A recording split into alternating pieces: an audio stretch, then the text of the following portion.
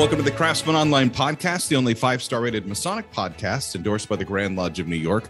Any opinions, thoughts, or viewpoints shared during this program are that of the individual and do not reflect the official position of any Grand Lodge, appendant, or concordant body from which that member may hail.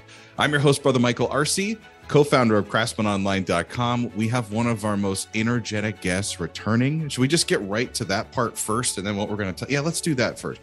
Welcome back, worshipful brother Luis Gonzalez, who's the past master of Odenton Lodge number 209 in Odenton, Maryland. Welcome back to the podcast, brother. Thank you for having me back again. I feel like this is now my second home. I love this place.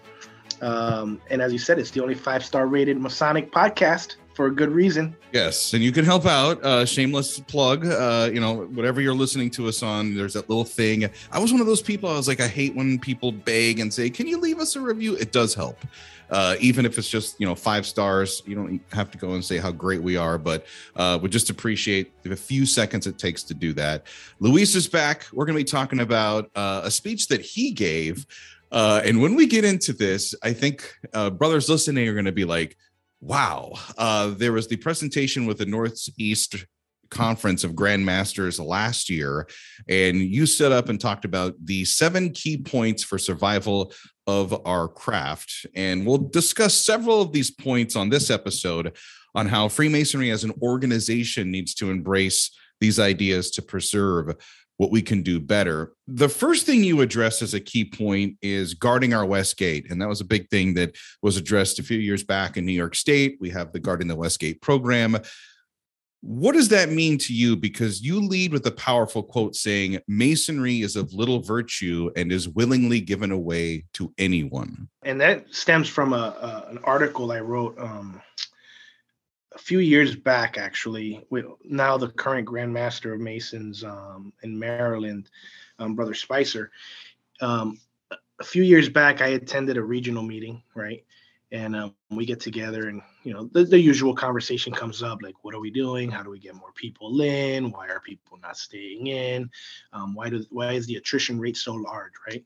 And I got up and I just made a reference as to, well, we don't really take Masonry seriously, number one, and we just give it away to anybody.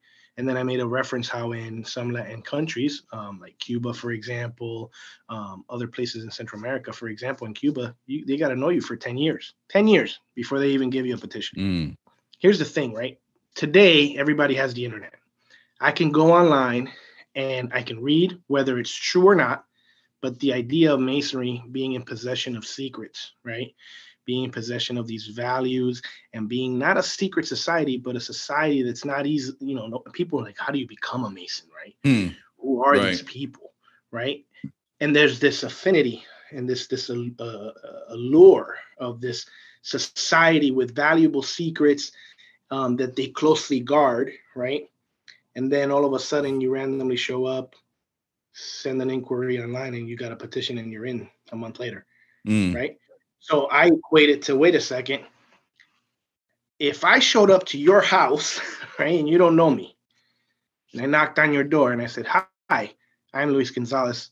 I'd like to eat dinner with your wife and kids today." You'd probably close the door and call the cops on me because I'm probably, crazy, right? But why? Because you're protecting your family, right? That's something that you value. Your home is sacred. You don't just let anybody in, right? So by what I was saying is that we got to just stop handing out petitions because we want quantity, right? We need to look for quality. But more importantly, the moment you give something away freely, you're devaluing it, right? It's the law of scarcity, right? The harder, why are diamonds so valuable, right? It's because the inventory is controlled. The price is controlled, right? So therefore, if I make it just a little bit too high, I desire it more. I have to work harder to get it. Therefore, I assign it more value, right? But if I just gave it away, or if there's plenty of it out there, eventually the demand decreases because the supply is plenty, right? So it's applying that same principle. And I said, hey, Masonry is of little value if you just freely give it away, right? I'm just thinking, you make this statement, and for brothers in New York State, we've heard this before. We have the Guarding the Westgate program, which is part of this idea, but then also part of the idea of, hey, we need to be careful who we let in as characters into the fraternity. Whole other side issue, but somewhat related here as well. I'm interested in, what was the reaction? This was the first point. This was your lead off moment. This is the thing you hit them with. What were the grandmasters? Were they looking around the room? Were they nodding? Was there applause? Was it quiet? What happened? You had some nodding their head, some kind of just stoic face, like, is this guy really telling us that we're devaluing our stuff, right? And very attentive, right? Overall, I will say that the entirety of the speech was very well received. You talk about, we need to hold higher standards for our ritual, and that's an idea that you've shared on previous episodes. But the point that you made that I was like, oh, I got to ask him this, is that brothers should strive to make their lodges reflect what the ritual says a lodge is. What do you mean by that? A lodge is a temple, so we should treat it as such. The moment you open, you should treat it as a temple. And what I mean by that is, if you go into a place of worship or a place considered holy, are you sitting there slouched? Are you there texting? Are you saying jokes to the guy next to you? Or are you there to pay homage to your deity, right? Or to be one with whatever entity you seem to connect with, right? In a sacred place, right? So starting with the way that your comportment, the way that you conduct yourself when you're in that building, right? If we say that the lodge is a temple, then let's treat it as such, right? If we say that we are gentlemen, then let's act like gentlemen, right? When you have the volume of sacred law, do you just open that book like anything? And it's the simple little thing, because you got to treat it with respect. Because if all light comes from it and you're there opening it up no different than you open up a magazine, then are you giving it reverence? Is it really a book of light? Now, that's ritual, and that's just the physical part. Okay. Our lodges, we got to make them reflect. So don't let it fall into shambles. Explain to me, go right now online, and you can go to what are countries that are considered third world, yet they still take time to paint, to decorate, right? To adorn their lodges, right? I mean, think about it. The pillar of beauty and beauty doesn't necessarily have to be all fancy things, but it should be cleanliness, right? Because cleanliness is close to godliness, right? And it's in the way that you act. So it's an overall thing, right? On top of that, every officer in a lodge has a duty, right? And they're given a charge. Why are we not doing that? Why is it that when you come into a lodge, why isn't that senior deacon the one escorting you to your place, greeting you, making sure that you are accommodated, that you feel welcomed? Yes, that's the job of all brothers, but particularly is that. Why is it that when brothers are out there chit-chatting or it's time, why isn't your junior warden saying, hey, 1 minute, guys, center yourselves, right? Let's focus. Let's put our minds to the work that we have ahead of us, right? Because that's his job, to superintend them during the hours thereof. You see what I'm saying? And we tend not to do that. And part of that is because, again, I feel like we've maybe rushed people, or we've let our standards down. Right? And people don't want to hear the negative. Everybody wants to paint colorful, beautiful, rosy pictures. But the reality is that I am just as responsible, because if I see it and I don't whisper good counsel in the ear of a brother and correct it, then I'm just as guilty, right? And what ends up happening, in my opinion, is the moment that you allow something and you allow it to happen again, by the third time, that's it. It's a habit. It becomes a routine. Then it becomes a standard. And then somebody lets it slack off again. And then it continues. But then what ends up happening is, oh, that's not how we used to do it. Okay, well, then set the standard. Set the example. Don't say that's not how we used to do it. What are you doing to fix it? And you start with yourself, I think, right? And none of us are perfect. But I feel like when we are in that, when we open, that is a temple, and we should treat it as such. If we're going to do the work, we should give it the reverence and the respect, because, again, we have so many things vying for our attention. I'm not there to waste time. I don't need to dress up in a tuxedo or a suit if all I'm going to do is sit down and slouch like Al Bundy and sit there and tell jokes with some guy next to me. We all got better things that we could be doing, right, than playing pretend. The first two ideas we've talked about tonight, one is guarding the West Gate, the idea of we need to make it a little exclusive while still being inclusive. Like, let's make sure we don't rush the brother. Love that idea. The second one, let's make our meetings have purpose and matter and respect the craft while we're doing our work in a business meeting. I totally dig that. Another point you hit, which I want to get to here, I haven't heard this and it was new to me. And I was like, this is a challenge. And the simple question is that how can lodges foster true friendships between the brothers, especially in a situation where, in some jurisdictions, we only meet once a month, sometimes maybe two.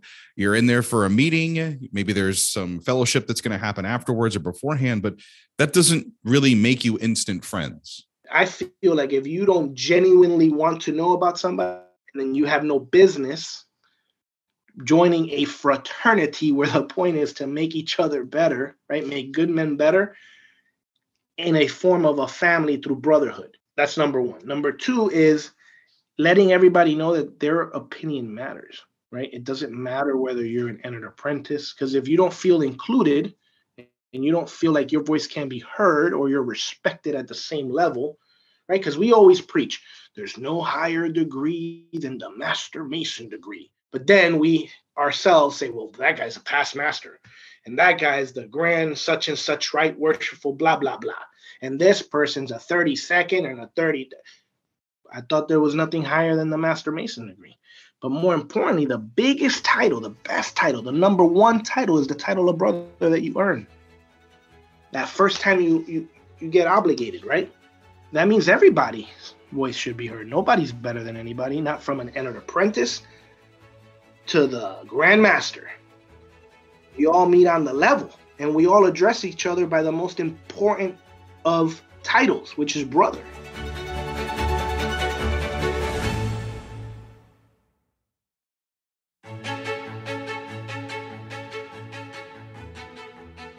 This next point you make, I want to get to. It's something that internally I've been doing a lot of thinking and reflecting on. You address the fact that there are lodges who have been withdrawn from being a part of their community, if not an integral part.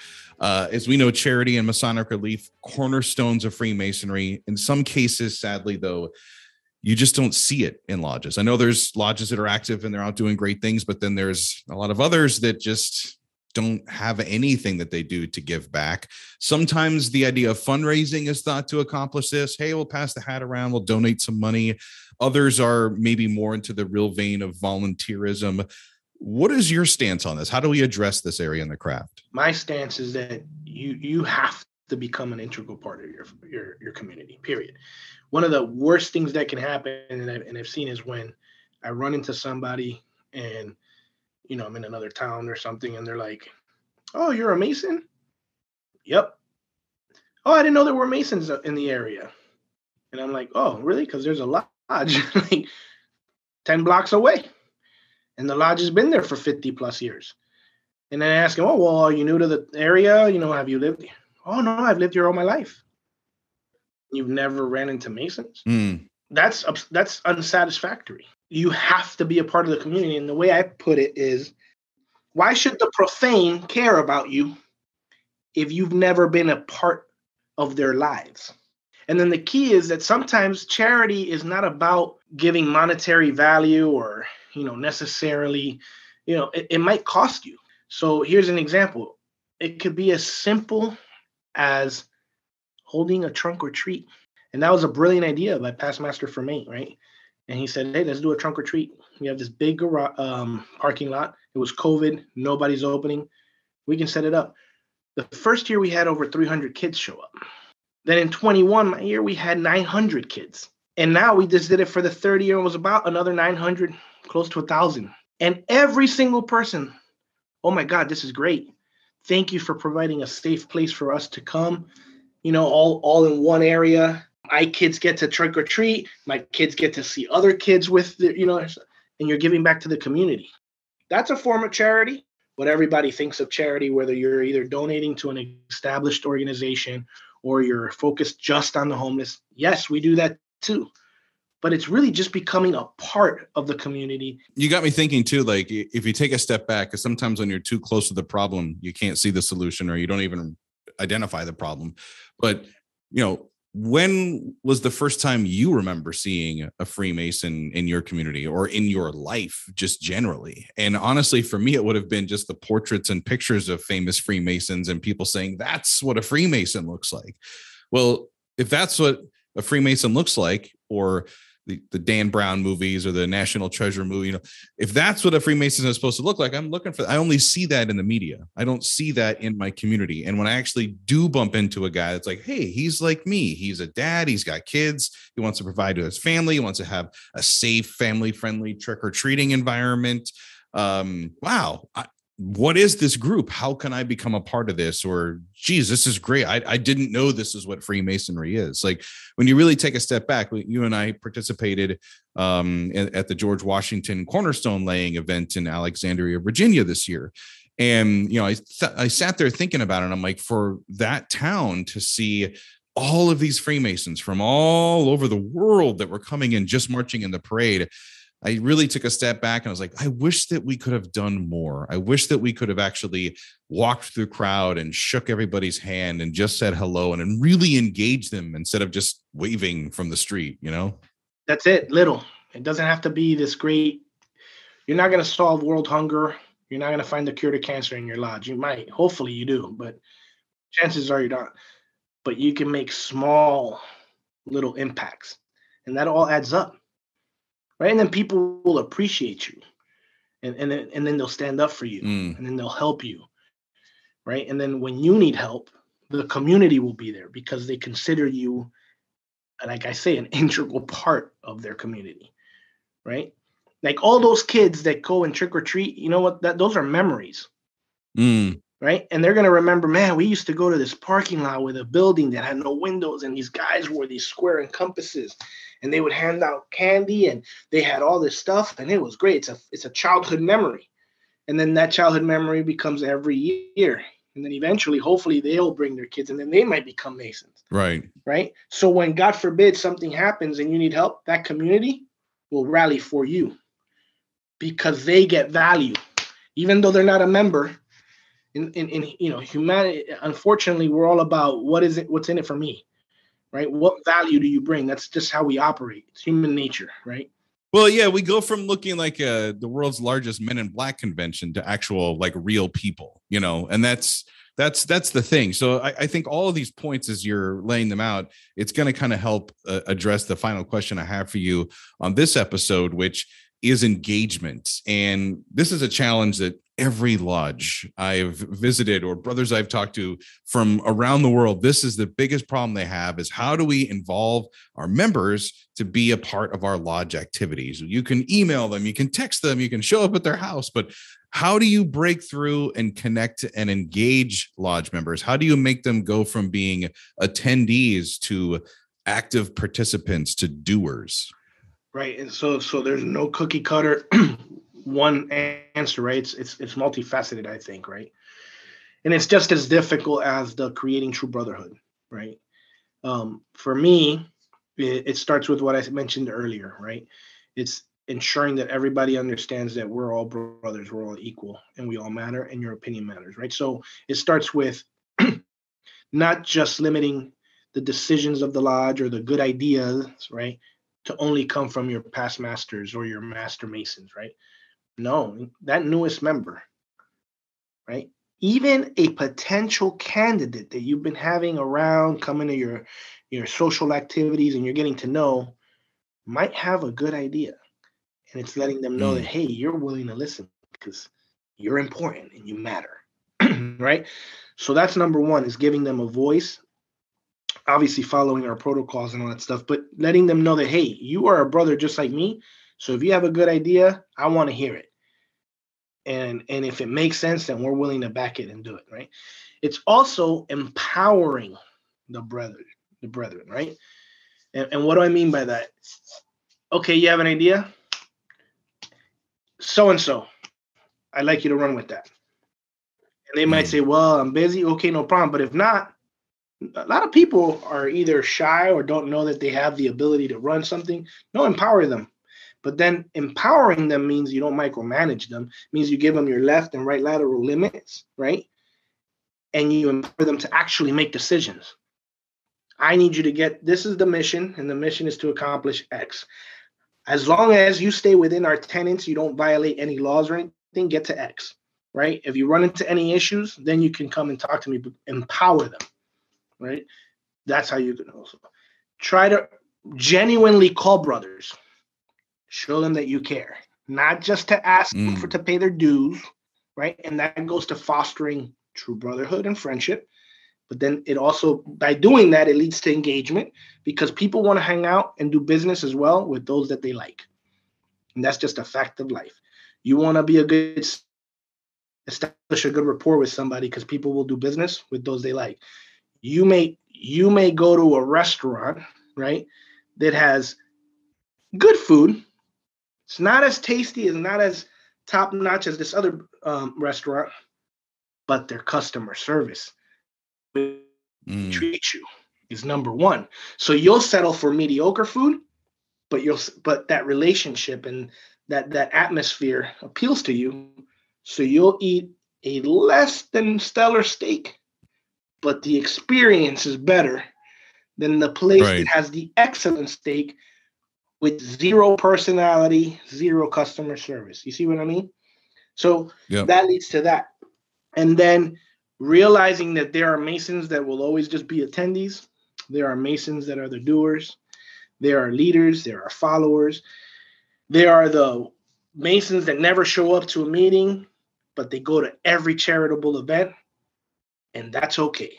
They are there too, right? Everybody has a purpose and everybody's valuable. And then it's also engaging them is also, again, kind of a leadership thing, is being able to recognize what the strengths and weaknesses of the people, right? Hey, this person, man, he's a genius at X. So I'm going to task him with X and let him run with it. But when it comes to the marketing and advertisement of what we want that he came up with, man, this guy, he can barely write. But man, he give a great speech or whatever. I'm going to engage you because everybody has a role to play. We're all just as important, right? So engagement is a multifaceted, but I think it starts with giving everybody that same respect. It's humble servant leadership. It's letting them know nobody's better. You're not better than me. We're all equal. We're all in it together, and we all matter. And then daring to tell them, hey, I want you to run this. Like one of the things that we start is when we do an investigation, we'll get two people that are in the meeting, right? The master will assign them. And then that chair will call a brother they've never seen. Hey, would you like to be on an investigation? And you'd be surprised. I'm like, oh, I thought I'd never be asked because I don't show up. I'd love to come to an investigation. Some people are waiting for them to be asked because not everybody's is going to volunteer. Not everybody's an extra. Them. They'll never engage. I've learned this firsthand recently is sometimes they don't know. This was an issue that we had with my lodge here in DC where we're like, we need help planning our summer festive board. And this is a big project for a lot of us to take on. Can we get some help? I'm like, how come these younger guys aren't do they not realize that we can't continue to be mom and dad and just provide? Sometimes the kids got to step up and help out as well. And we put a couple of the newer members on the committee, and they have absolutely flourished and run with it. And they didn't know that they were needed. And as you mentioned, they were waiting to get tapped on. And I sat there thinking to myself, what's the one question I hate when people ask potential candidates, which is, what do you expect to get out of Freemasonry? Like that guy knows. We have to quit just assuming that because now they've gone through and they're a master Mason that they know all of the little problems and needs that we have in our lodge. Dude, you just hit something else. And you just said it. It's like they're going to magically just understand and know everything that needs to happen because they became a master Mason. I'm learning every day, just in regular life and in the lodge, right? There are people might not even know that there's a need for help or that there's a committee out there if you don't even tell them.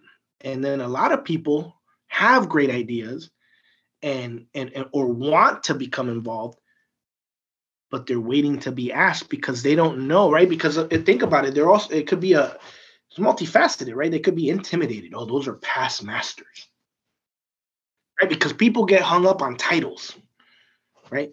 Oh, maybe I what do I contribute, or I'm not part of that group.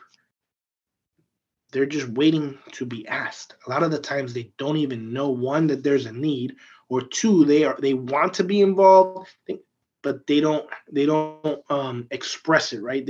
They're waiting to be asked, to be told, to be invited, to be welcomed. This has been the Craftsman Online podcast. Seriously, though, I want to thank our guests coming back on this week. I'd love having them on a few times during the year. Worshipful brother Luis Gonzalez, many thanks for joining us again. Brother, I say it's always a pleasure. Honestly, I love this podcast. Like I said it before, this is where I get a lot of light from, but also it's just great to see you, great to talk to you, and have these good conversations, really.